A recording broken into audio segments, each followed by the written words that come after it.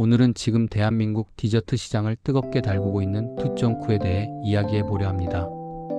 탕후루의 열풍이 채 가시기도 전에 또 다른 주인공이 등장했습니다.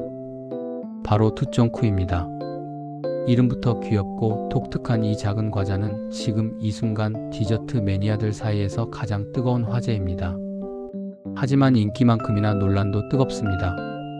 맛이 없다, 가격이 너무 비싸다, 건강에 해롭다는 비판까지 투정쿠를 둘러싼 시선은 극명하게 갈립니다. 과연 이 작은 과자가 무엇이기에 사람들을 이토록 열광하게 만드는 걸까요? 오늘은 투정쿠의 탄생 배경부터 인기 비결 그리고 그 이면에 숨겨진 논란까지 깊이 있게 살펴보겠습니다. 먼저 투정쿠가 무엇인지부터 알아볼까요?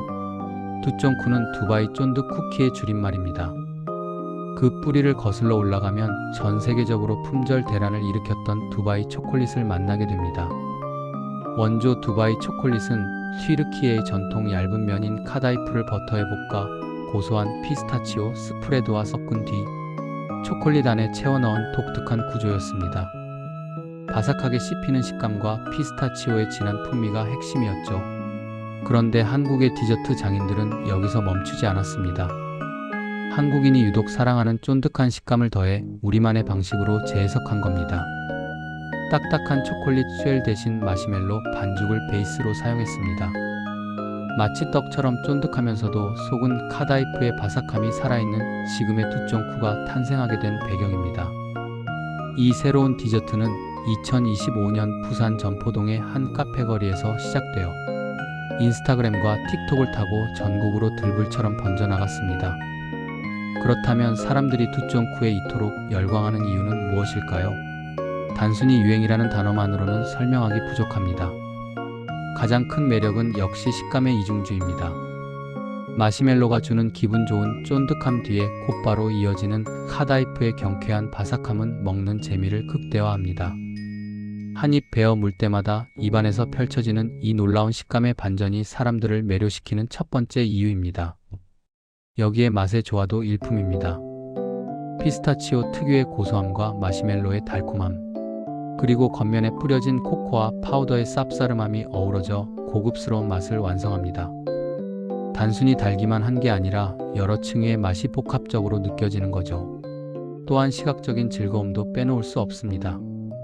투정쿠를 반으로 갈랐을 때 드러나는 선명한 초록빛, 속재료와 길게 늘어나는 마시멜로는 사진 찍기를 좋아하는 사람들에게 완벽한 피사체가 됩니다. 이른바 인스타그래머블한 포인트가 되기에 충분했던 겁니다. 결국 소비자들은 단순한 과자가 아니라 특별한 경험을 소비하고 있는 것입니다. 하지만 화려한 인기만큼이나 비판의 목소리도 높습니다. 가장 먼저 제기되는 문제는 바로 맛에 대한 호불호입니다. 기대가 컸던 만큼 실망도 컸다는 반응이 많습니다. 너무 달아서 한 입 이상 먹기 힘들다거나 기대했던 맛이 아니라는 실망 섞인 후기가 이어집니다. 특히 단맛에 예민한 사람들에게는 과도한 당도가 부담스러울 수 있습니다. 가격 논란도 만만치 않습니다. 일반적인 쿠키보다 손이 많이 간다는 점을 감안하더라도 카페에서 개당 수천 원을 호가하는 가격은 과연 적정한가에 대한 의문을 남깁니다. 유행을 등에 업고 지나치게 가격을 부풀린 과대 포장된 상품이라는 지적입니다. 실제로 재료비를 계산해보면 원가 대비 판매가가 상당히 높다는 분석도 나오고 있습니다. 여기에 건강 문제도 빼놓을 수 없습니다.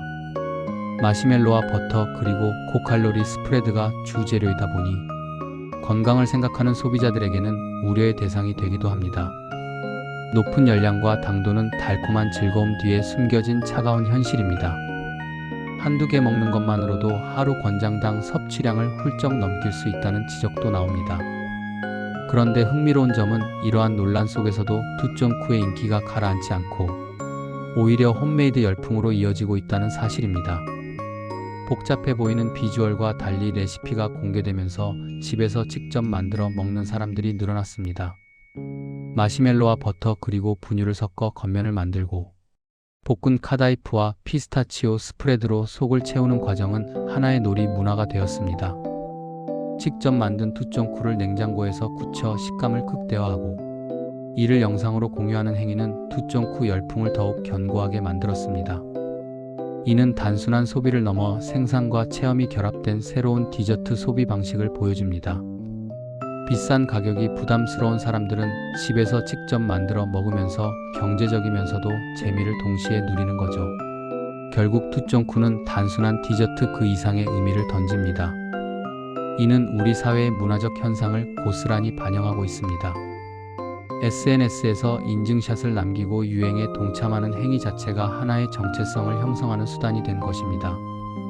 또한 높은 가격과 건강 논란에도 불구하고 줄을 서서 기다리는 모습은 이제 우리가 필요가 아닌 경험을 위해 지갑을 여는 시대를 살고 있음을 증명합니다.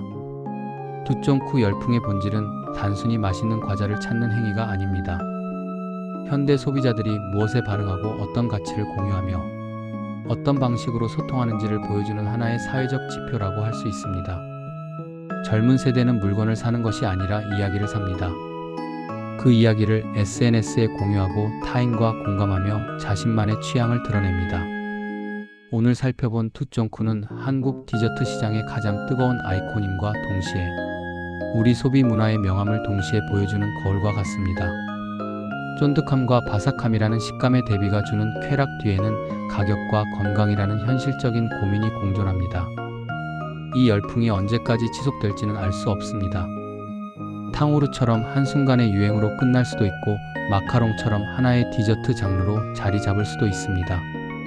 하지만 한 가지 확실한 것은 우리가 무언가에 이토록 열광한다는 사실 자체가 우리 삶의 작은 활력이 되고 있다는 점입니다.